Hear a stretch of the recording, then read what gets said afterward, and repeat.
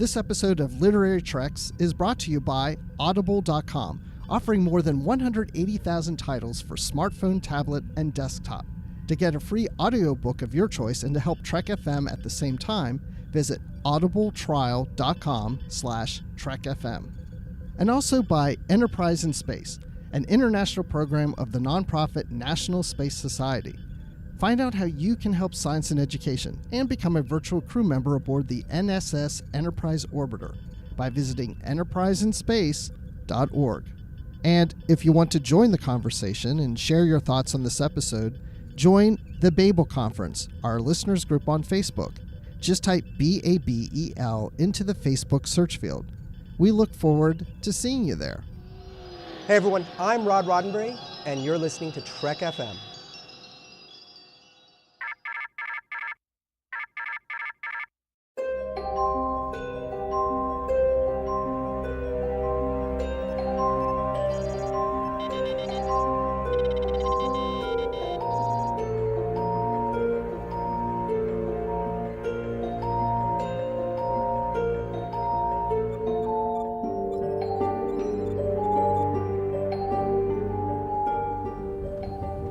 Are you taking all these books?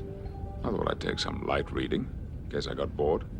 Welcome, everyone, to another episode of Literary Treks, your dedicated books and comics show here on the Trek FM network. I'm just one of your hosts, Dan Gunther, and with me, as he is every week, is the world-renowned Bruce Gibson. Bruce, how are you tonight? Here, I am here. Excellent. I'm just so happy. I'm just like giddy right now because, I don't know, because we're doing this show and I like talking Star Trek books and stuff. Perfect. I can't think of another reason to be happier than that. So yeah, no, that's great. I can think of one. Oh, what might that be? We've got Amy Nelson with us. What? Oh my goodness, you're right. Amy! Hi, how's it going? Hi, guys. I am super, super happy that you're having me back on Literary Treks. It's been far too long. You've been a little busy. Excellent. Well, we're always happy to have you on the show. Wait a minute. If Amy's here and we're not talking about a book having to do with Q, that can only mean, do we have another Mirror Broken comic to talk about? Yay! I'm so excited, you guys. You've got to be getting into this graphic novel, or what do you call it? Comic book. Yes. Yes. Once all the issues come out, they'll put it in a graphic novel. But it's been taking a while for each issue to come out, so it's like torture for us, isn't it? It is. I go into the comic book store and I'm like, hey, is this issue out? No, not yet. I was like, oh. Yes. So, yeah, we're going to review the comic, but we do have a feature on today's show also. Yes, that's true. And we're going to have another special guest in the feature, of course. We'll be doing one of our favorite episodes to do, and that's an author interview. And we have David R. George III to talk about his Deep Space Nine novel, Original Sin. But before that, we definitely should talk about this Mirror Broken comic, issue number 4. And wow, things are, I mean, like you said, Bruce, it's taking a while for these issues to come out, so it's a long wait in between them, but we are here to decide, is it worth the wait? So, Bruce, initial thoughts on this issue. What did you think?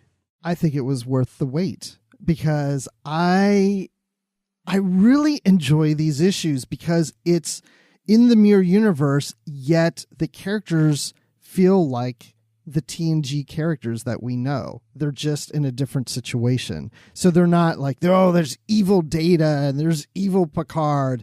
I mean, yeah, they're not quite nice, but, you know, they're a product of the situation they're in. But it really is Data. It really is Picard. It is Troy. It's Riker. It's the whole crew. I mean, they feel like the characters we know and love, but they're just in a different universe, different situation. And Amy, your thoughts on what Bruce just said, or your thoughts on the comic in general? Yeah, I agree. And because I know and love my TNG characters so much and to see them in this flipped role, but yet there's still something true to their character. And I still haven't put my finger on it. And the illustrations are just so well done, and you know who they are, and they capture the character and the essence, but then they do, some sort of rotten things and with rotten motives, but yet they're still the characters. I still love them. I do. Yeah, the artwork, like you say, is incredible. I mean, we say this with each issue of this that comes out, but these panels and this artwork is just beautiful. I do have to say, this issue to me is kind of the first one where Picard in particular, and we're not going to be spoiling everything that happens in this book. Well, you should go out and pick this up. This is a great series, and this in particular is a fun issue. But in this issue, did you guys feel that maybe Picard, at least with one of the actions he takes towards the end, is less the same Picard we know and love and more a mirror version of Picard? I had that thought go through my head because I know you guys have said, and I agreed with you, that these are very much our characters just in a different situation. But there's one thing Picard does that I'm like, wow, you bad, Picard. You bad. Well, I don't know which one you're talking about. I think I do. But yeah, I'm wondering myself. Let me just say, does it involve beaming over to someplace? It does. It involves certain members of his newly acquired crew and what he decides to do with them. Okay. Yeah, I think you're right, Bruce. Okay. I'm on the same train of thought as you, Bruce, which I think is where Dan is at. Mm-hmm. I don't know. It didn't bother me. No, we're talking in code, but no, it didn't. Nothing. It didn't feel off to me. It felt right for Picard in this universe. I mean, I don't expect him to be exactly like the Picard we know. So there's sometimes little things that are little off, but it's because they're a product of where he is. So nothing was jarring to me. The only thing that was jarring to me is how Wesley's hair went from being spiky to smooth. I didn't even pick up on that.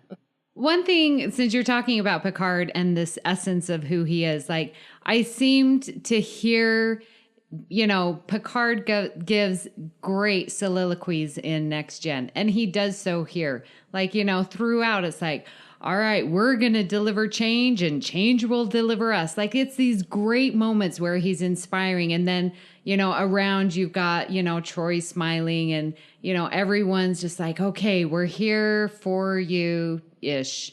That their motives are still questionable, but like he's giving these great speeches that this is what we're going to do. And we're united and we're going to have the best crew and no questionable crew. Like I saw that a lot more in this episode, or what is it called? Issue. Sorry. Issue. Yeah. Well, and Guinan kind of freaks me out too. Oh, yeah. Introduction of Guinan. Elorian coming aboard. This was Yeah. interesting to me because this definitely doesn't pay off in this issue. We get her introduction at the start, but there's something going to happen with her at some point for sure. She's cray-cray. Yeah. Interested to see where that Like goes. how she's Picard drawn also, and her... Oh yeah, she's got the crazy eyes going on. Well, you know what I think is going on there? I don't think that's really Guinan. I think that's Whoopi Goldberg, and she got beamed off the set of The View onto the Enterprise in the Mirror Universe, and she's like, what is going on? That's exactly that's it. a good call. That could be. No. Also, I have to say, Picard, of course, does give great speeches and has great lines, but I think his best line has to be, on my authority, you're not serving on my bridge wearing a sweater. Yes. Oh, was that great? That was excellent. Yes. Right. No one's going to wear a sweater on Picard's bridge, at least in this universe. Definitely not. I mean, who would do that? Why would someone ever allow that to happen anyway, right? What I really like is the look of the ships and how they're painted. And we're not just seeing the Enterprise, but we're seeing the Stargazer and another one, the Arnold and Horatio. Right. Yeah. So we're seeing several. And I mean, they look like the regular starships, but they've got, that certain paint job, it just looks really cool. Yeah, those scenes where they're firing is really, really cool. and just beautiful. And you feel the action even though it's still. I don't know. It's like I said, I'm reading these for the first time and experiencing it and really taking it all in. Mm-hmm. And speaking as someone who loves good starship action, the New Orleans class starship is zipping around there, which is one of those ones that was designed and built as a smashed up model for the background of Wolf 359 kind of thing. So, to see it front and center, it's pretty cool. We've got an ambassador class ship like the Enterprise C, we've got the Stargazer, and we've got this other ship, which, one of those background classes that the total starship geek in me is like, oh, cool. That one. I love that ship. Final thoughts on this issue. Again, we don't really want to give too much away unless, Amy, it looks like you have more you want to say. I'm sorry. We can't. Have I waited long enough? You know what I'm going to bring up. The Troy and Riker. Come on. You would wondering. Think. Yes. No, we have to talk about it. I'm so sorry. But no, I'm not, because I love it. So never apologize. Let's get it on. Yes, it was so great. I'm like, oh. So, but we know the Inquisitor, right? That's what she's known. Yes, and I love that. Yes. Mm. So we meet her, and she's an ally with Picard. And so then to see what happens in this issue, and I won't spoil it, but I was totally shocked. I did not see that coming, and I love the twist. Like, I'm so excited to see that happening. And then Riker and his treatment of Troy. I didn't know if I bought that, but I figure it's the mirror universe, but that's not going to last long. So I'm okay with, being patient to see that unfold. Mm-hmm. Yeah, I'm curious to see where that goes. And, again, without giving too much away, I'm not 100% sure on everybody's motivations in these scenes. Could she be testing Riker? Oh, I didn't even think about that. Yeah. I'm thinking of like Data in that episode, knowing that he knows that we know that he knows. Yes. What's going on here? Who's playing who? What's happening? Yeah. So I don't know. And I mean, that's the best thing about this is it's making us wonder and it's making us ask questions. So, the story could go in very predictable ways, but it doesn't. It's got us questioning, which is really cool. So it sounds like we're all pretty on board with this one. Pretty top marks for this issue, I'd guess. Yeah, I give it some high marks.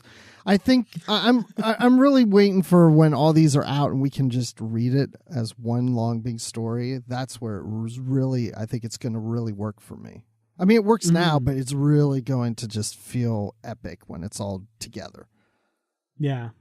Yeah, I agree. Like with this one, I felt like, oh my gosh, there is so much going on when compared to the previous issues. And I'm like, oh my gosh, just like scene by scene. And like even on each page, there's so much more, there's more frames per page than I think we've seen previously.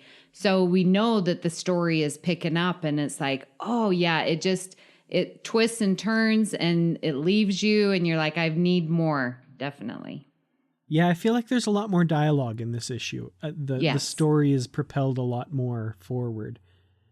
Yeah, top marks from me as well on this one. The artwork, of course, as usual, is great. The story's awesome, and they're setting up the pieces, and I'm really curious to see what the next move is here. So, yeah, top marks on this one from me for sure. So I have one question, again, just as a new reader to these comic books. I noticed that there are different covers. Yes. And is that normal? So like if you're a subscription holder, you get a different cover than say I do when I go and buy it at the retail. Is that normal? It's become very normal. Yeah. Is there one that's more coveted than the other? There can be like retailer incentive ones, like certain retailers will have a particular one. And there's also ones that are more rare. I think like there can be, in a box of whatever, there'll be 5 of a variant cover sometimes. I don't know if there's any set pattern to that, but yeah, short answer, kind of. So as a collector, would I want, obviously not the regular, because that's going to be any Joe Schmo, but like maybe the subscription, or to even better try and find this incentive that you were talking about? Yeah, for somebody who's collecting, that's serious collecting and wants all the variant covers, yeah, they're going to go, they'll probably have a subscription and then go to their comic book retailer and then, try to find whatever special variant wherever that's available in a different retail location. Sometimes variant covers are specific to a convention. Sometimes, and the only place you can get it is at a convention. And I'm not just talking Star Trek, but any comics or even magazines. Lots of publications are starting to do this, and it's even like, for example, like Entertainment Weekly. I was going to say, yeah, get all 4 covers. And you have to get the different covers, and sometimes people just go on eBay and just buy them from there because they want all the different versions. And our own Aaron Harvey here on Trek FM has done some variant covers for some of the Star Trek comic lines, and he's got one coming for Discovery when those comics start coming out. Mm-hmm. Oh, okay. Yeah. So Amy, go ahead and start collecting. Yeah, you can get them all. Speaking of collecting, I know I said this about the Waypoint novels as well, or Waypoint comics as well, but this is one that I think when it comes out in a trade paperback form, I might have to grab just as something to have on my shelf because the artwork is just gorgeous, and I would love to be able to flip through all of these panels. I don't know about you guys, but I think I'm going to grab that one when it's available. Yeah, I think I'll grab it and then get the Tiptons and J.K. Woodward to sign it, maybe if I ever see them again somewhere. Ooh, good call, yeah. And then, of course, we've got other comics that came out that we're not covering on this episode. So we've got Boldly Go, I think it's number 12 that came out, and number 18 of New Visions. I hope I got those right. That's right. So we're going to cover those on a later episode. Yeah, so stay tuned for that one. But we definitely wanted to get Amy on the show to talk about this one since we've roped her in with, Mirror Broken comics. We're going to get her addicted and maybe reading some of the other comics too. Never know. Oh my, yes. Hook, line, and sinker with this issue and this series. Yeah. Excellent. Well, Amy, thank you so much for coming on with us. And where can people find you elsewhere on the network or even elsewhere on the internet? Well, you can find me here on the network. I co-host Earl Grey with Justin Ozer and Richard Marquez. That's obviously the podcast for The Next Generation, my one and true love. You can find me on co-hosting The Edge with Aaron Harvey, Brandon Shea Mutala, and Michael Schindler. And I do a little mini show called Postcards from the Edge. Maybe you've listened to it. You can find me on Twitter at Miss Amy Nelson, but my favorite place is here on the Babel Conference. So look for me there. I thought you were going to say your favorite place is here on Literary Treks. Yeah, that's totally where I thought you were going. It is, you guys. I love coming on and talking with you guys, and especially with this, comic book series. I'm totally loving it and so glad you're texting me, all right, new one's out. When are you coming on? I'm so excited to be a recurring guest. Great. Awesome. Well, we'll have you on when we get the next issue for sure. So thank you so much for coming on. And Bruce, what do you say we jump over right away to our feature and welcome our next special guest? Yes, let's do it for Deep Space Nine, Gamma, Original Sin.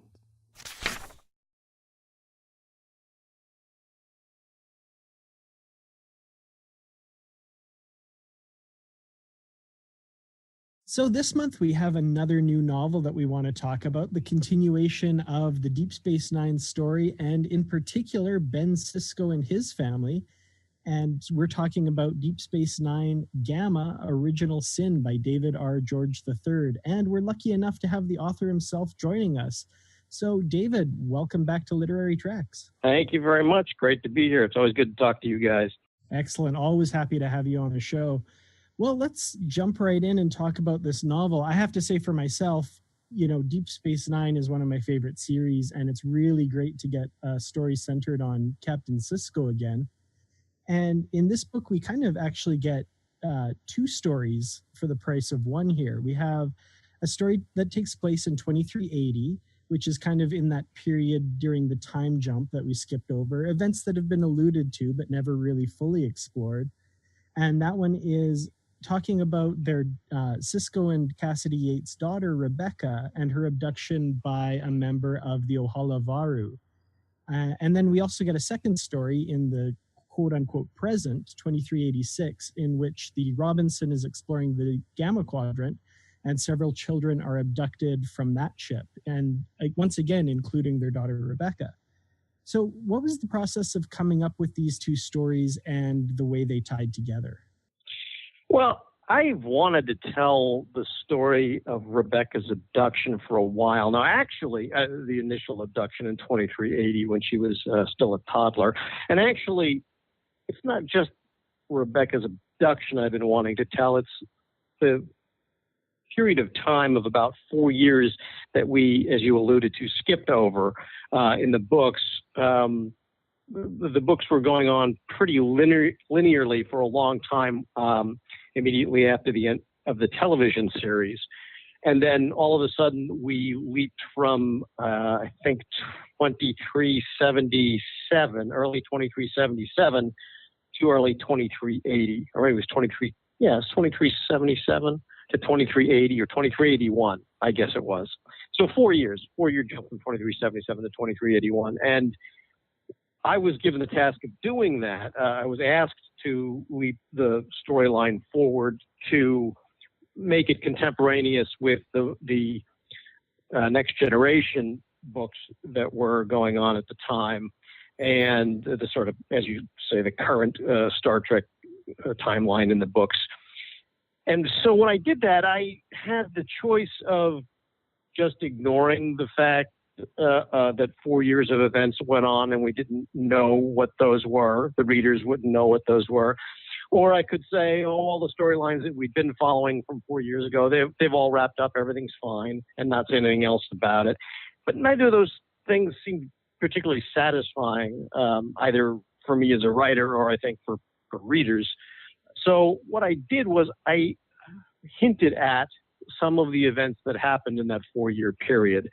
And I had to give that some thought, but I also had to give either myself or other writers leeway to pick up those threads and tell those stories if we got around to doing that. I was hoping that we would get around to doing it. I was hoping that I could do that as a writer, but I was also hoping that if I couldn't, that somebody else would pick it up, because I'm also a reader and I really enjoy the Deep Space Nine novels. So one of the things I alluded to, one of the things I talked about was Rebecca's abduction. And I didn't really talk too much about it, but I definitely said that it took place. I gave a time frame for when it took place. And I used it as motivation for Sisko at the time, because when we pick him up after the time jump in 2381, we find out that he's not in a good emotional space.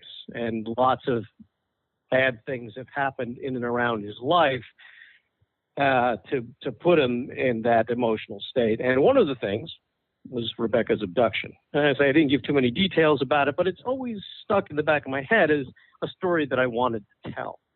And really, almost since we got Sisko back in Starfleet, since he returned from the Celestial Temple and spent some time on Bajor, and then ultimately got back into Starfleet. That was one of the things I was asked to do after the time jump, was to get Sisko back in Starfleet.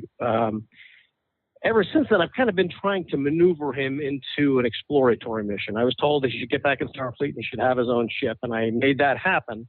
And I've been trying to maneuver him to just sort of an old school kind of Star Trek. just out there on the frontier exploring.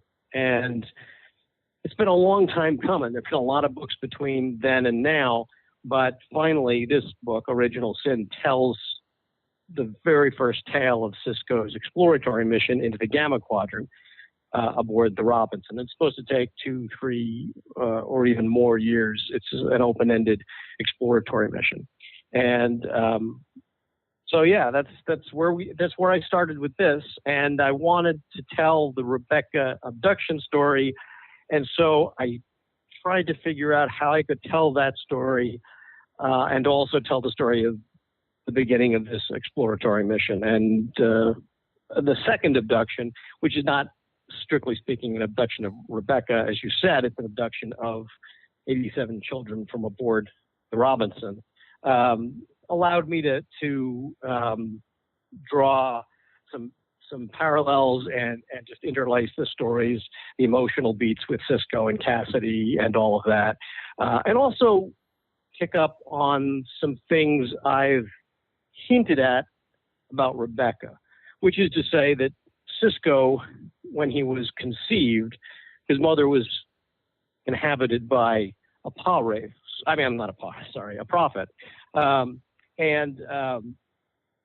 So the question's always been, is Sisko part prophet? And if Sisko's part prophet, does that mean Rebecca might be part prophet? And I've been hinting at that, and I wanted to explore that a little bit. So we get a little bit of that in this novel as well. Okay, so that kind of explains where I was going to ask. It's like, why, kind of like you said, they're not really a second abduction, but why have 2 abductions running parallel? But I think it allowed you in the current time frame to explore what she might have going on with herself at this age, and what she's always had going on, and to discover that without giving too much away at this point. Yeah, I mean, it allowed a few things. And as far as Rebecca's capabilities, what I end up showing in both abduction stories, if I just showed the events in one abduction story, I don't know that it would make itself apparent exactly what was going on. Showing it in both time frames, I think, makes it more apparent what exactly is happening, because it's not exactly linear or necessarily obvious what's going on. And I think having the 2 different stories in different time frames but similar conclusions kind of makes, I get it. Okay, that's what's going on. But it also allowed me, oddly, the two abductions, which clearly are tremendously emotionally onerous events for her parents, for Cassidy and Ben. Having the second abduction, it actually allows me to sort of bring them back together. Rebecca's initial abduction when she was 3.5 was part of a series of terrible things that happened in Ben's life that drove him away from his family in an attempt to save his family, which sounds counterintuitive, but the prophets told him if he spent his life with Cassidy, he would never, he would know no peace. And he thought, bad things were going to happen if he stayed with them. The second abduction sort of allows me to show how far he and Cassidy have come back from that precipice of never being together again. So it's weird. I mean, the abductions are obviously not positive things, but one allowed me to sort of show the beginning of the bad times, and the second abduction allowed me to show the culmination of the start of the new good times. Mm-hmm. Yeah, and I really like that juxtaposition of the 2 time frames, basically, and where Ben is in his life and his relationship with Cassidy and the rest of his family. And I do have to say, I loved that at the end, because you mentioned having that happen twice made it really clear. Without going into spoilers, we'll go into spoilers in the last half of this interview, but for the first half, we'll just kind of obliquely refer to stuff. The event you're talking about, the first time it happened, I was kind of like, what? That's weird. And then the second time, it's like an oh moment, So Good. That's what I was going for. My mother actually just called me the other day to tell me she'd finished the book, and at the first point that you're talking about, she said, "Oh no, they've accidentally reprinted a page because of, well, won't say exactly why, but she thought something was done incorrectly, but it made actually, as she went on and saw the second, they said, oh, okay, this makes sense now." So that's what I was going for, and I was hoping it wouldn't be too confusing for readers. Yeah, my wife doesn't read Star Trek books, but she always asks me about them. She's like, "So what's this one about? Tell me a little bit about the story." And when I start telling her, she's like, "That poor little girl twice? Oh my gosh, what are they doing to her?" Yeah. Well, and that's the thing too. It made no sense, no sort of logistical, dramatic sense for Rebecca to be abducted a second time on her own merits, as it were. We couldn't have a Rebecca-centered abduction a second time and really have it make any sense. Not so, especially now we're in the Gamma Quadrant. But as her being part of, well, there's an alien race involved, and they have their own reasons for doing things. Excellent. Well, I'm going to kind of focus a little bit for a while on the first abduction, the 2380. And in that story, you have a character that over the course of this novel I really came to love, and that's Jasmine Tey. Now, this to me, she's a very interesting character. She's a young human woman who was part of the first minister of Bajor's security detail. And there's just so many little interesting things about this character. I was curious about how you came up with the character, and is she possibly based on anyone in particular, or what were the inspirations for this character? Well, I'm delighted that you like Jasmine, because I love Jasmine. I've loved her since the moment I introduced her, which was actually in an earlier book. She's been in and out of books, but in very small doses, because we didn't see Rebecca's abduction at the age of 3.5. That was part of the time jump.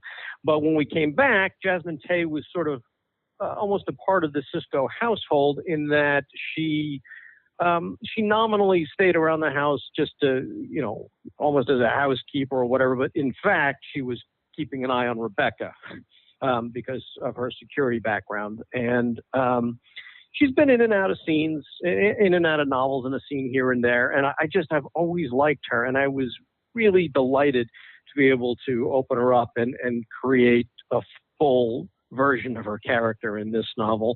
She wasn't based on anybody in particular. I just wanted to have just a strong, smart person. I think if I had to write her again, if I had to create her initially again, I might have made her a little bit older, because she's sort of remarkable for somebody as young as she's. I think she's, I forget how old she's, 28 or 30 or something. During the course of the first abduction, she's relatively young, given the breadth of her experience and how much the first minister trusts her and how much Ben and Cassidy come to trust her. But I don't know. She's not based on anybody in particular. It's just somebody who fit the story, and somebody that, characters sometimes just take on lives of their own, and you have an idea in your head what you want them to be, and then they just become who they decide to be. And you just have to, I think the key in writing a new character is to be consistent, and to be to try and open them up and allow the reader to know them. And I certainly had a lot of fun with Jasmine, and I say it was great. I always liked her in the little scenes I had her in, but it was great in this novel to be able to really see her and give her a lot more background and a lot more personality. Well, I agree with Dan. She was one of my favorite characters also. And the fact that you say you wish maybe you wrote her a little older, that kind of makes sense, because she is kind of semi-retired and she's in her late 20s, but this is 2380. We can go to 2387 because she would be a little older. I don't know how you could get her to the Gamma Quadrant, but maybe in some other story with some other DS9 crew members, there's always opportunities there. Nobody said she wasn't on the Robinson. Wow, that's true. You would think I would have mentioned her in the story if she was there, my intention was not that she was there, but I certainly would like to revisit that character if I could, because I really like her a lot. I just have a really clear vision of her in my head, and she's just sometimes. I mean, you create characters and you despise them because you're supposed to despise them because they're villains, and you always try and find a way to like them and to get behind their perspective, even if they are on the wrong side of things. But with Jasmine, I just liked her just even more than I usually do with characters. So it was, like I said, fun to write her. Well, speaking of characters that you're supposed to end up despising because they're villains, sticking with this kind of past part of the story, that part of the story to me came across as very much a crime drama exploring this very disturbed individual who perpetrated the crime. And a lot of the stuff, a lot of these themes I seem to notice in other stories in that genre. And I think to me, that's one of the great things about Star Trek is it's just a setting. You can put any kind of story in there and utilize that universe. And I was wondering what the process of maybe researching for this story and how you came up with the character of the man who ultimately kidnapped Rebecca. Yeah, I think I made what little hints I gave in previous books about who had done it and why. I left sort of vague, but there were a couple of details that I had to hit because I'd seeded them in earlier novels. But, he's in Ohalavaru. You already mentioned that. So that's, maybe it's a spoiler, but it is what it is. We meet him very early in the book. We meet him immediately in the book. He's the first point of view character. But for me, it turns out that this really is not about religion with this guy. You can certainly create religious zealots. We've seen religious zealots in Star Trek. But it's not about this. This guy, there's just something wrong with this guy. He's got serious emotional problems. And, he is in a Halavaru in the sense of, he says he is, and he's gone to some meetings and things like that, but it's really not about any of that. He could just as easily, in my head, have gone to the temple and the Bajoran mainstream religion and thought exactly the same things that he's thought as an Halavaru. He's just not completely. I don't want to say he's not sane. Well, he's not sane, but I did kind of want to do a crime drama for that half of the book, and I sort of approached it in that way. I don't read a tremendous amount of crime drama, but I do read some, and I'm certainly familiar with the genre, and I just wanted to try my hand at it. And you're right, Star Trek is great in that you can really transport just about any type of story into the Star Trek setting and tell it and still be successful. At least I hope I was successful. But I went into that wanting to do it that way because I thought that would be interesting. The thing of it is, we've seen stories take place after the time jump, after the period during which Rebecca got abducted. And we know that Rebecca didn't die. We know that she didn't have an arm chopped off. We know that Rebecca's fine. So how do I tell the story in an interesting way when the reader already knows that everything's going to be okay? In fact, they will, because the other half of the book is Rebecca 6.5 years older. So, okay, Rebecca's going to be okay. So why do I care about she was abducted? And, well, let's make it interesting in what happened while she was abducted and why she was abducted and what the process was for actually rescuing her. And, Sisko points out that even though their daughter wasn't physically hurt, they still don't really know whether or not she's suffered any emotional issues because of the abduction. She doesn't seem to. In fact, she seems fine, but almost too fine. And that's kind of scaring them as well. So I just wanted to mix all of these details up and put them in there and try and make the story interesting for readers. Dan, I'm just going to say, I think it's time we go into spoilers because I'm just holding back because I want to get deeper into this whole conversation of where we're going, David. Yeah, agreed completely. So what did you want to ask something, Dan, or? Oh, I was just going to say, so just this is your official warning, listeners out there. We are getting into spoilers here, so if you haven't read the book and you don't want to be spoiled, I suggest you pause and go read. And it's worth it, too. You should definitely read this book. So anyway, carry on. Yeah, so the abduction, this maniac dude, this crazy dude, I like the story about the woman that has an interest in him. Tell us more about that. Yeah, she was an interesting character because I went back and forth with her. The villain's, the abductor's name is Radovan Tavis. We meet him right away. He's a Bajoran. He's in a Halavaro, as you said, except not really. And this woman, Windsor Elivet, that finds an interest in him.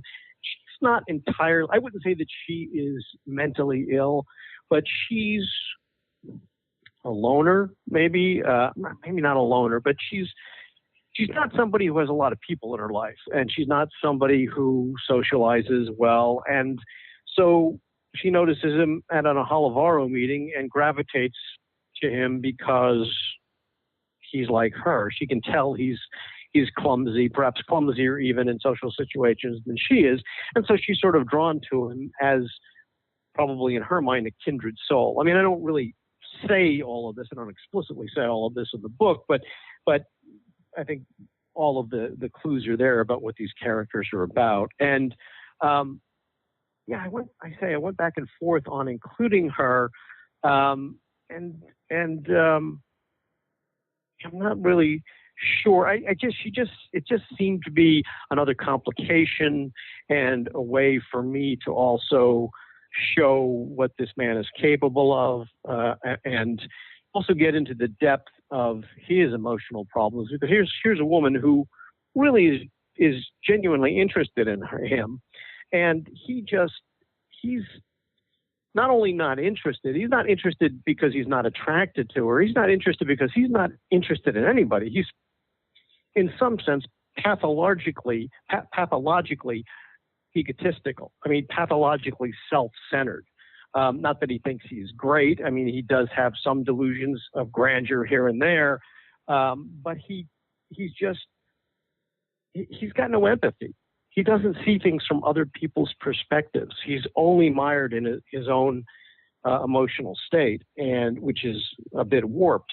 And by having this woman show an interest in him, and him have nothing but really contempt for her, allowed me sort of to dive into his emotional state a little bit more. Yeah, it was interesting to see things like interactions that on the face of them would seem very normal, but then you go to his perspective and his viewpoint is just so twisted. He's actively repulsed by this person and set off by things that, on the face of it seem very innocuous. Well, right. And again, it's not that he's repulsed by that specific person. He's kind of repulsed. It didn't matter who that woman was. He would have the same mindset. He's just, he's not interested in other people, period. He doesn't, like I say, pathologically narcissistic. He's entirely in his own head and only interested. He's not just an egotist. He's an egoist, meaning that he believes, he feels, I don't know that he would be able to articulate this, but he feels that the only important thing in life is fulfilling himself in whatever twisted way he needs to fulfill himself. So not just an egotist where he's self-involved, but an egoist thinking that's okay, that's the most important thing, my satisfaction. Even though I would say the character is probably incapable of being genuinely satisfied emotionally. Well, I know he was annoyed by her. She kept coming by and, hey, let me come in. He's like, oh, no, I'm sick. I'm sick. And she's like, oh, well, I can take care of you. No, I don't want you to catch what I have. And he's just making all this stuff up. I was kind of along with him where I'm I felt annoyed for him. It's like, why does she just keep coming by? He keeps rejecting her in so many different ways, and she's just not picking up on it. Well, she's kind of pathetic, I think. They both are right. in their ways. But I'm glad that you related to the fact that he was annoyed that she showed up because he didn't want her to find that he's got an abducted girl in the bedroom. Yeah, and I think nice of you to sympathize with the kidnapper. I actually liked his character. I mean, you did get me to a point that I liked him. I mean, I wasn't necessarily rooting for him, but I was very interested in him, and I liked the fact that when he kept Rebecca locked up, that he's using a physical key and the reasons behind that. I mean, there was so much detail into what he was doing and why that it really got me to understand him and really feel the moment of what he was going through. That's great. I'm glad to hear that. It's interesting that if you get into a story as a reader or a movie as a viewer, and you get in a person's perspective, even if they're not a particularly good person or even if they're a very bad person, if you're in their perspective and what they're saying makes sense, even if it's immoral, it's easy to sort of get sucked into that world. I mean, this is, as sort of an example, I've been at parties where I've seen somebody enmeshed in a conversation and arguing a point about something, some social event or whatever, something, in our society. And I've been at another party and seen that exact same person arguing the exact opposite point. Because other people around them are holding that perspective. So people, I think, my point in all of that is people are very malleable, and they relate to other people. It's why we can have shows like, I guess, The Sopranos or Breaking Bad, where the lead characters are terrible people. They're just awful, awful people, and yet there are viewers who root for them. And if they're not exactly rooting for them, they're still invested in their journey. And it's because you get set up in their perspective.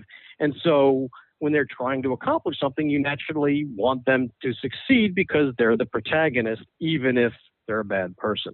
So that's all very interesting. And, I try, it's weird. As a writer, you create somebody and he's your villain and he's not a good person and he's a bit warped. But you want to be fair to him, right? You want to write the character in a way that is believable and not a caricature. And I guess because of that, if you can do that, then I guess you can bring readers along. And you say you weren't exactly rooting for him, but you were invested in what he was trying to accomplish. Yeah, I mean, all of that said, I'm kind of worried about Bruce now. No, I'm just kidding. No, but it's so true, especially a character with such, problems like this, because I'm right there with Bruce. I was, like he said, not rooting for him, but I was getting into his motivations and following him on this journey. And it's weird that someone whose perspective is so different from what would be considered, quote unquote normal, to be able to empathize is the wrong word, but to be able to come to some sort of understanding in your head with that character, it's really quite fascinating. Well, it's also interesting because you just see him go from one thing to another. His thinking of, okay, now I got to do this, and now I'm going to do this for this reason. Just that whole process. Well, it's interesting because I really, one of the things I think I had him think or say a couple of times or hint at was that he was so invested in what he was doing that he was prepared to die in the process, and even at some points anxious to just end his miserable life in the culmination of what he was trying to accomplish. And I don't ever talk about this explicitly in the novel, but toward the end, there comes a moment where he's like, here I go, I'm going to do this. And in the process of doing this, I'm going to be dead. And that's great. And then the moment comes and he's like, yep, I'm running. So the guy is just, he's he's not honest with himself. Like, he's not even capable of honesty with himself because he's not right emotionally. Yeah, I'm glad you brought that up because I was a little, I don't want to say confused. Maybe I was confused, but it's like, I felt like that's, he's going home. Hey, Rebecca, we're both going home, as if he's going to end his life. But then, like you said, he ran. I was like, well, wait, I thought is he just changing his mind? But apparently that's what was going on. Yeah, that's a risk too, because, there wasn't a lot, that was toward the very end of the book. I probably could have talked about it. But he's getting in order to talk about it, you have to get into his head because, there's a 3.5-year-old and there's him and there's nobody else in that scene, in those scenes. There's nobody else really who knows what's been going on, that he's ready to die and, happy to die. And they're both going home, meaning they're both going to be killed, he and Rebecca. And I guess I could have really talked explicitly about his cowardice. And I worried about that, actually, because I didn't want to confuse readers. But, I was trying to go for, here's this man who's prepared to die all along and is anxious to die. But when it comes down to it, he's just a coward. And to me, the fact that you were even going to consider abducting a 3.5-year-old, I don't care how genuine your motivation. I don't care what reason you have for abducting a 3.5-year-old. You start out as a coward. And so I felt like I had to honor that. I had to keep the character true to who he was. And even though he's been saying all these things, he's been all this machismo, all this bravado about, I'm going to die in the service of what I need to do. No, he's still a coward, and this is how he's going to behave. He'll say this and then run. I do have to say that moment I actually really appreciated in the book when he's running away, and Rebecca, we go into Rebecca's thoughts, and she says to herself she watched the man run away and knew that he was even more lost than she was. That was a great line, and I don't know, to me it felt like as soon as he started running away, when I was reading that, I kind of went, yeah, of course he would. That just rang true for me. You know what? I'd forgotten about that line too. And yeah, that is in service of trying to say, yeah, this man's a coward. And and that getting to Rebecca's perspective, I tell you what's scary, what's really scary, writing children. That's what's scary for me. And especially like trying to write a 3.5-year-old and now writing a 3.5-year-old in these most astonishing of circumstances, these most unusual of circumstances. It's not like you can, read a lot about, the thoughts of 3.5-year-olds when they're under these extreme duresses. So that was kind of scary, but I didn't feel I had no other way other than maybe a third person omniscient narrator to talk about how Rebecca survives the abduction attempt. And I really, because it was just her and Radovan, there were the two people there, and he was not going to understand what was going on by definition of what was actually going on. So it had to be her perspective. And the one thing I always sort of relied upon was the fact that she's not just a 3.5-year-old. She's the 3.5-year-old daughter of the Emissary. And she may be part prophet. So if I don't get her quite right, maybe that's because she's not quite right. But I tried very hard to get her voice right. Well, since we're talking about this scene and how she survived the abduction, let's just go there. What is going on with her? Well, clearly she's part prophet. She's part prophet. I say I've been hinting at that. And Ben and Cassidy have not only talked about this or around this a couple of times. We've been in their own heads when they've been wondering, particularly Ben wondering about his daughter and whether she might have abilities and what that means and what it's going to mean for Cassidy, because Cassidy doesn't really have a great deal of affection for the hyper-religious nature of Bajoran society.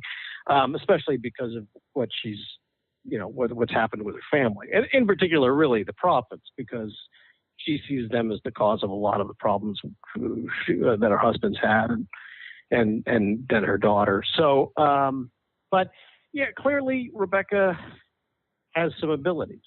And here's the thing, too. I didn't want Rebecca's abilities, whatever they were going to be, I didn't necessarily want them to be, I didn't want her to become a superhero, right? I didn't want Rebecca to be able to just, to just climb up a wall or throw Mjolnir through the air or whatever. She couldn't just be a superhero. I wanted her abilities to manifest only in the most extreme of circumstances. Because first of all, if all of a sudden we have a prophet as not certainly part of the Robinson crew, but aboard the Robinson, she's 10 years old when she's aboard Robinson.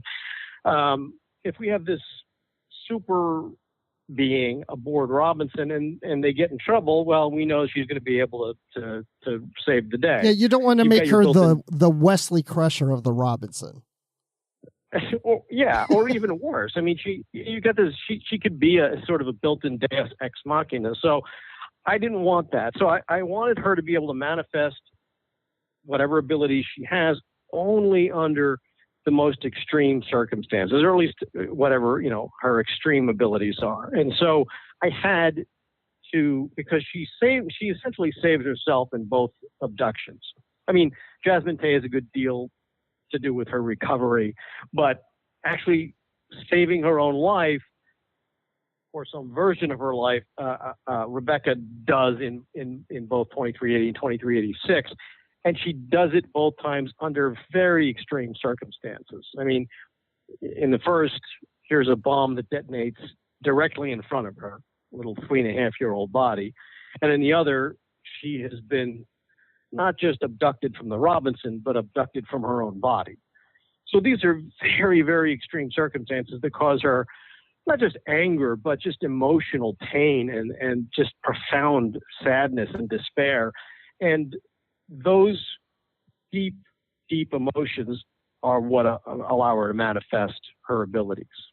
Regarding the ending in particular in the 2380, it's interesting because you brought up earlier, of course, that because we know that she survives these events and stuff, you're, a little worried that people might not, get into the story or whatever, which means that like when that bomb goes off, my eyes are about like the size of saucers and going like, what is going on? How is, and that was a genuine, if I may say, a WTF moment. And that was really great.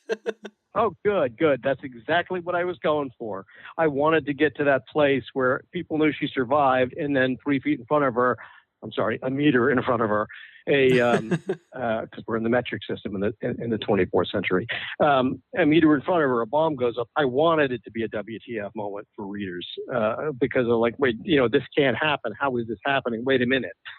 Good, excellent. It's always good to hear that. I love it when I hear something worked.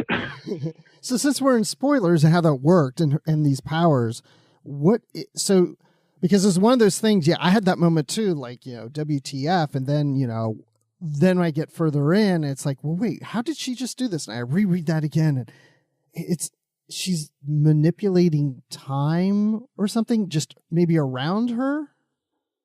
Yeah, she's essentially brought herself in this extreme circumstance. Her emotions take over and send her back to a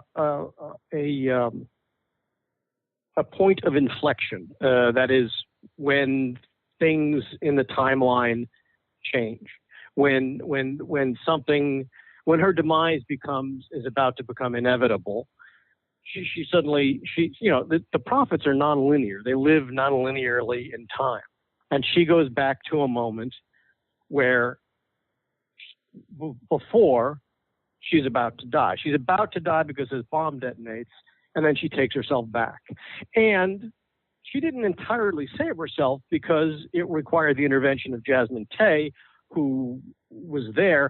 And I imagine if Jasmine Tey hadn't been there and we get to the detonation of the bomb again, and Rebecca's unable to do anything to save herself, that this happens again. And will repeat until maybe eventually, something happens. I mean, the thing is, when she does what she does, it also sort of sends up a flare, right? All of a sudden, people get Jasmine Tey and the Bajoran militia are looking for Rebecca in a certain area, and all of a sudden, there's this massive energy burst, and nobody has any idea what it is. Is it a warp signature? Is it I forget the many things I said it could be. Somewhere in there, somebody talked about a temporal shift or something, whatever. But I mean, all of these things, all this energy burst happens. People are like, well, what the heck was that? And then it's gone. But what it is was Rebecca coming back from the point of her death to a period just a little bit before that. But that actually sends up a flare, and somebody is then able to track her down and find her. And that happens essentially in both timelines. In the 2380 and 2386. I mean, it happens in a different way in the later timeline, but she essentially is the author of her own rescue. Even if she can't do it herself, she gives other people time to do it, even if they have no idea that they're repeating a period of time. She's the only one who knows, and she's 3.5, and so really probably doesn't understand it quite so much. And then 10, where she might understand it a little bit more, but maybe not tremendously, and she feels a little... I mean, she has a sense that her parents might not approve of this, right? We see in the last chapter so she just keeps it to herself. But she also knows she's got some capabilities. This is a very self-assured little girl. Yeah, it's basically like setting a save point in a video game kind of thing, but maybe not quite that active. Yeah, that's really a good analogy. I mean, she goes back to a save point. That's really a good way to put it. Wow, Dan, you're so smart. I'm not even a gamer. Awesome. Well, I do want to definitely touch on the second story, of course, in the book, the 2386, where these children are abducted off of the Robinson. And that story to me took some very unexpected turns. It's a very different story than what we get in 2380. And we have this, I don't know if you want to call them an alien race, but this conglomeration of sort of artificial life forms called the Glant.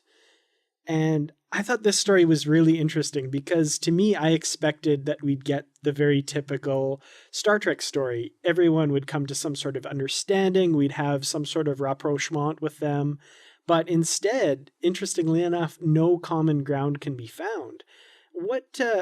How did you come up with this kind of group of, this species and their really fascinating view of the universe, I guess? Well, I like alien perspectives, specifically because they are alien. I mean, we have alien perspectives among various nation states on Earth right now. But how disparate can they really be? I mean, aren't we going to maybe have really, really different perspectives with a wildly alien race? I mean, alien in the sense that they're just very, very different from us. And I'm always interested in that. I wrote a trilogy, an original series trilogy, back in 2006 and 2007. But it was the 40th anniversary of the show. And one was a Spock volume, one was a Kirk volume, one was a McCoy volume. The trilogy was called Crucible. And the Spock volume really, really tried to look at Spock in a way that we don't usually get, which is as an alien. I mean, yes, he's half human, but he's half Vulcan. And a lot of times in the show, and even in the books, that's sort of paid lip service. And we're always trying to get to Spock's human side. Well, I was really interested in seeing Spock's alien side. What exactly how does he tick in there? I mean, we always see Spock wants to be logical and he doesn't want to be emotional, all that, but it's always a struggle for him too. And really, he does, ultimately find his humanity in the course of the series, and I mean that in the literal sense, find his humanity. And I wanted to explore his volcanity. So I really wanted to find an alien race that you can't find common ground with, because there's just don't there's no meeting of the minds. It can be their way of life, their very existence is so different than from our own. One of the things that's very difficult in trying to do that, though, is trying to write about it. I mean, I wrote a novel called Olympus Descending, which took place fundamentally in the Dominion, and it was about the founders. And I had to get into the head of Odo and several of the founders, and in particular when they're in the Great Link. And if you actually watch the show and pay attention to what they say about the founders and the Great Link, it says they don't communicate in words. Well, that really doesn't help me very much. So, trying to find a way to convey that while actually still using words, very, very difficult. But this is the kind of challenge that I'm sort of interested in, because I really do believe in the Star Trek ideal of always trying to come to a peaceful resolution and compromise and inclusiveness, trying to get everybody a seat at the table. But sometimes you just meet up with people who are just, clearly the Glant didn't get it. And our Federation heroes, although they understood the Glant, they really, didn't relate to them at all. And I like aliens. I like aliens that are humanoid, that we can deal with. What we're dealing with Star Trek is sort of being written in the style of Jonathan Swift, where Swift is not really talking about the Lilliputians, he's talking about the British government. I like that about Star Trek. So if we're talking about the Federation or the Klingons or the Romulans or whatever, and we're really trying to make commentary on America or the Chinese or the Russians or whatever, that's fascinating. But if you want to also try and shine a light on yourself, you can find an alien race that you just can't relate to at all. And that, I don't know, that makes for an interesting juxtaposition for me, because, what do you do? How do you deal with that? And you still don't want to kill people if you can avoid it, but you want to also, not let them have your children because they need them for what to them is a very moral reason. So yeah. I don't know. I had a lot of fun with the Glant. Yeah, no, it was definitely fascinating. It was totally untenable position for Sisko to be in. And, as much as by the end, like you say, you don't want to kill people and you wish it could have gone differently. After reading this book and racking my brain, I can't think of any other way it could have possibly gone, which is, tragic, really. In my head, eventually the Federation reaches out to the Glant to try again, and in very cautious ways. That would, be in the future. But to me, that's, the sort of the Federation ideal. But, part of dealing with the Federation in my head, as a writer, but also as a reader and as a viewer of Star Trek, part of dealing with the Federation is exploring its occasionally imperialist behavior. It's okay to want democracy and peace and all of the things that the Federation aspires to, but you can't really impose that on other people. The Glants had what we would consider a completely, antisocial society, or it's just such an alien perspective, and yet they were all happy. They were going along, and you couldn't impose your way of life on them and make it work. The only way to try and find a meeting of the minds is to find a meeting of the minds. And after what Sisko and his crew went through, it just seemed like sticking around to talk. This is not the time for that. After what we've just been through, after what they've just been through.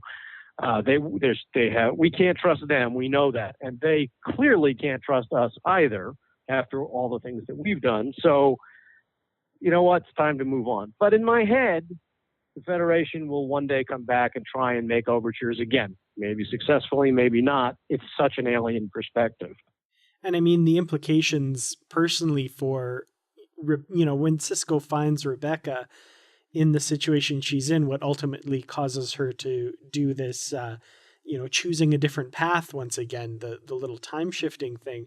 That to me, like the horror of that scene was, I think you captured that quite well. It was almost like and I mean, we're in the month of October now, thinking of Halloween. It was almost like a body horror type experience. It was really interesting. Good. I'm glad that was the case. That's, again, kind of what I was going for. So I'm glad it worked in that way for you. It was, to me, it was, in some ways, it was worse than the bomb detonating right in front of her. It was just so, well, it was very alien, but it was also such a violation. And we were given to understand an irrevocable violation. Of course, they didn't know about Rebecca's abilities, but I don't know. For me, that was a horrific scene, and it was. It's funny. It was a horrific scene, so it was kind of. I looked forward to writing it, but it was hard to write, and you want to get the tone just right, and because it was horrific, you want to make sure that it feels that way for the reader. Well, it worked for me. I mean, I was just like, okay, this is freaking me out. And I'm kind of glad they just the Robinsons just said, okay, we're out of here. We got our people. We're gone. Because I didn't want to deal with them anymore either. Well, they didn't quite just do that. Well, yeah. They also set up, they didn't just cut and run. They got out while the getting was good. And then they also took the time to make sure that other space travelers happening by would not be caught by the Glant, because the Glant have essentially mines out there to harvest other alien races. So anyway, yeah, I mean, like I said, I do think at some point Federation will make the choice to try and make overtures to them again, but I don't know where you can find the common ground. It's going to be very difficult. That actually is also interesting to me too, is that the Glant just could not wrap their heads around, essentially what Sisko and company were saying to them. And it was very difficult for Sisko and company to figure out the motivations of the Glant. And, there's a short story, I can't remember the title of it, and I want to say it was written by Theodore Sturgeon, but I could be wrong about that as well.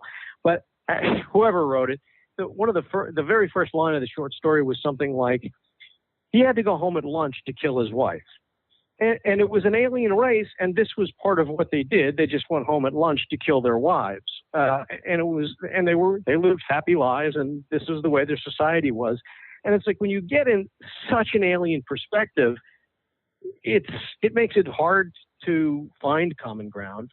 It's also very difficult to write that, because as a writer, you have an obligation to your characters too. So when I'm writing in the perspective of the Glant, I don't know if I wrote in the perspective of the Glant, but when I wrote the dialogue that they were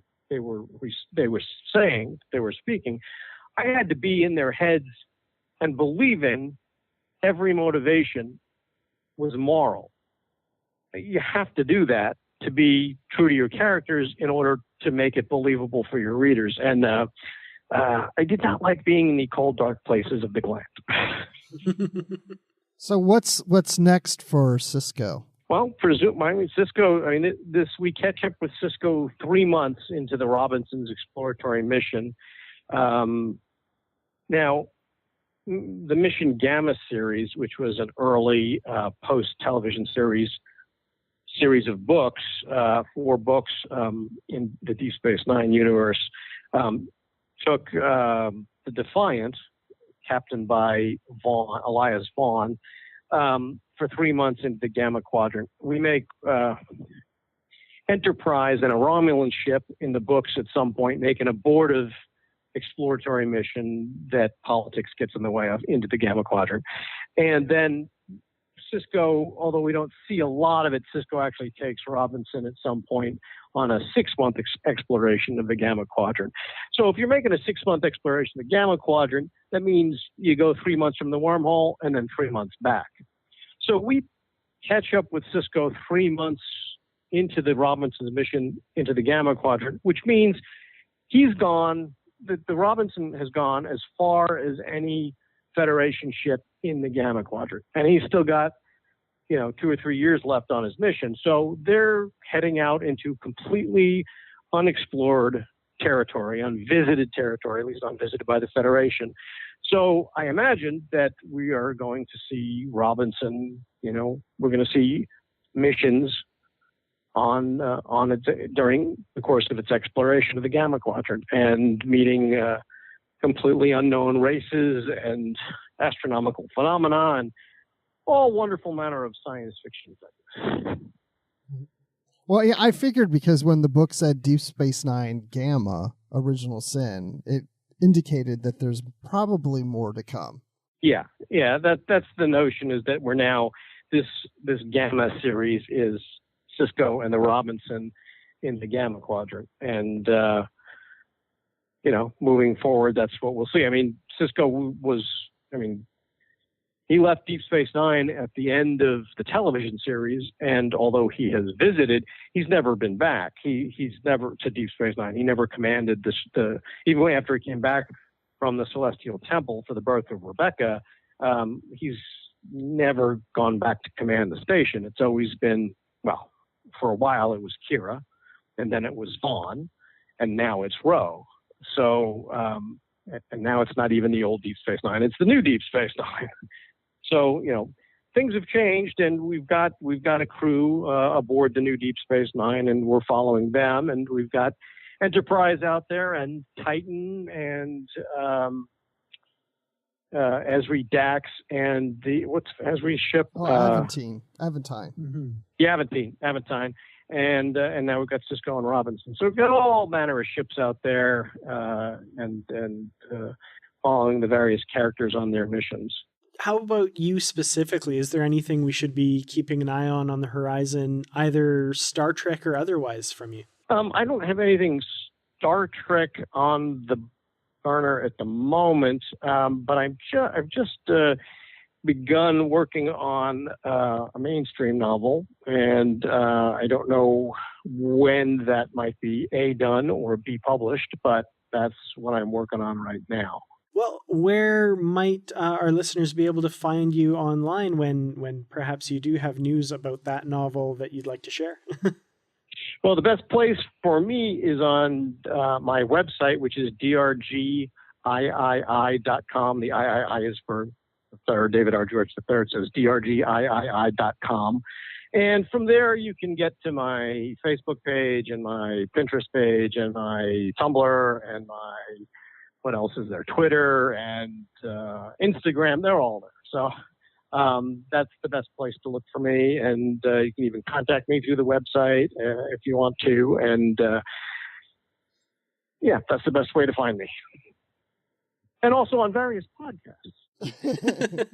Excellent. And we're very grateful for that too. Yes. As always, thank you so much for coming on the show. I really enjoyed this discussion, and you've got a really great novel here, and hopefully, a portent of things to come. I'd love to see more adventures with Sisko and the Robinson. Yeah, same here.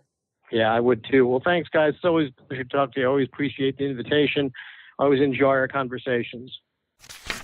So this is a really interesting time for Deep Space Nine, because ever since the TV series ended, we've got this decade of books where everybody's kind of gone off into different places and such, and really that whole crew has been split up. Some are together in certain areas and such, but now we've got Sisko out in the Gamma Quadrant on a Galaxy-class starship called the Robinson, exploring strange new worlds and all that. And it's just, it's an interesting time. So I'm hoping we do get more Gamma books, because I'd like to see more development of Sisko at this period of time. And I just wish, I hope there's a really big plan after this book. Yeah, I agree completely. I have to admit, when we when we got this novel and we found out quite a while ago that Sisko was going to be on the Robinson, and I was kind of not really on board. I want to see all our familiar characters back together, but after this novel, I'm kind of, this works. I want to see more. I want to learn more about his crew. I want to see Sisko in charge of a big starship like the Robinson. I think it was really interesting. And I think for me personally anyway, it worked quite well. Well, and the two storylines worked well. And I think going to what you're saying is about wanting to see the crew back together. Well, the fact that they're not together, why not have a book where we have two storylines, one in the present time of him on the Robinson, one in the past during the TV series of a story or an event that we never found out about, and we're getting background information on it. It has something to do with what they're dealing with in the Gamma Quadrant. I mean, that might be interesting. Mm-hmm. Yeah, totally. And I mean, once we get a look at the schedule for the next year going forward, maybe we will find something from this series on that schedule. As it stands right now, still don't know a lot about what's coming, but hopefully we find that out very, very soon. There's a schedule? There's a schedule? Where there are currently... See, I'm glad you're saying this. Yeah, there are currently 3 novels scheduled for next year, and that's it. And wow. we need to... We know there are novels on the schedule, and they have it at Pocketbooks, but we want to see it, guys. Come on. We want to see it, but the fact that we're talking about it now means that it's going to come out. Well, exactly. So that's kind of my hope. We're recording these a couple of weeks away from the release date, so hopefully when this comes out, I'll be wearing egg on my face, and we'll know exactly what's coming in 2018. But upcoming possible adventures aboard the USS Robinson are not all that we've been talking about on the network, so here's a quick look at some of the other things you may have missed elsewhere on Trek FM. Previously on Trek.fm, Literary Treks. Yeah, so Trip, of course, is working to take down Section 31. We as Star Trek fans who have watched all of the shows and read a bunch of other novels know how that's ultimately going to go, but in this story, he's kind of convinced that Harris is Section 31, kind of the be-all and end-all. He's at the top. It's his own private little army that he's constructed, and Trip is aiming to take them down. The 602 Club. And this is happening a lot more in the Star Wars books, and I think it's because it allows them freedom, which is to do books that become character studies. And I think it's very clear that this book, in a lot of ways, is a character study of who this person is and what it is that causes the actions that we see in The Force Awakens to make more sense. Stage 9, a podcast about the people who make Star Trek. By getting people like Braga to come on board and work on this show, what they're going to be doing is deconstructing that thing that they did for all those years on Star Trek. Earl Grey. Is there anything else we need to add, or do we think that's the? Are we going to cure Riker, or? Oh shoot! I forgot about Riker. Yeah, sure, fine. We'll keep him around. Yeah, we've cured Riker, and then for me, this would or not. And that's what else is happening on Trek.fm. So check out all of these shows and join in the conversation about your favorite corner of the Star Trek universe and beyond. You'll find us wherever you get your podcasts. And if you're an Apple user, be sure to hit the subscribe button in Apple Podcasts on iPhone, iPad, or Apple TV, or the desktop iTunes app to get the latest episodes as soon as they're published. And please leave us a star rating and written review. And if you're not an Apple user, we've got you covered there as well. You can find our shows on Google Play Music, Stitcher, TuneIn, Spreaker, SoundCloud, Windows Phone, and in most third-party apps. And you can stream and download the MP3 file from our website or grab the RSS link. If you'd like to help us keep all of our shows coming to you each week, you can become a patron of the network on Patreon. Just visit patreon.com/trekfm, that's patreon.com/trekfm, to get all of the details. Perks can include early access to episodes, exclusive content, producer credits, and more, available through our special patrons website, Patron Zone. It requires a great deal of money to produce, host, and distribute these shows each month, and we really appreciate any support you can give us, and we hope you'll join the team. Again, you'll find all of the details at patreon.com/trekfm. So Dan and I would like to hear what your thoughts are on today's show, or even on past shows, or even just on the books and comics that you like to read. And there's many ways you can do that. And the best place to join in the larger conversation is in the Babel Conference. It's our listeners group on Facebook. Just type Babel, Babel, into the search field on Facebook, and it should come right up.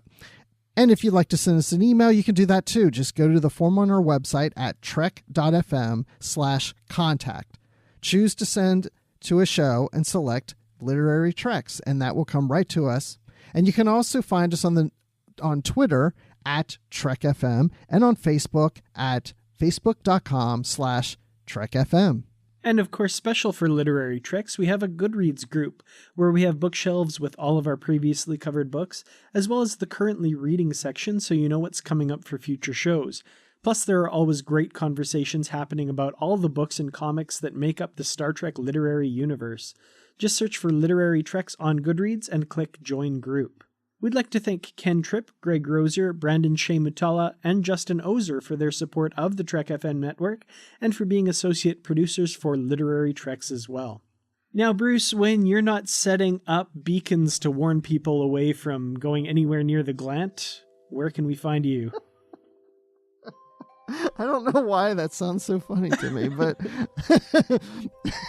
people can find me on Twitter at Admiral_Rex, and you can find me here on the network on Live from the Edge with Brandy Jacala, where we talk about Discovery the next day after the premiere. So that's Monday evenings at 9 p.m. Eastern, 6 p.m. Pacific time. Join us live for that. And also you can find me on the Star Wars Report podcast talking about Star Wars, of course, StarWarsReport.com. Check it out.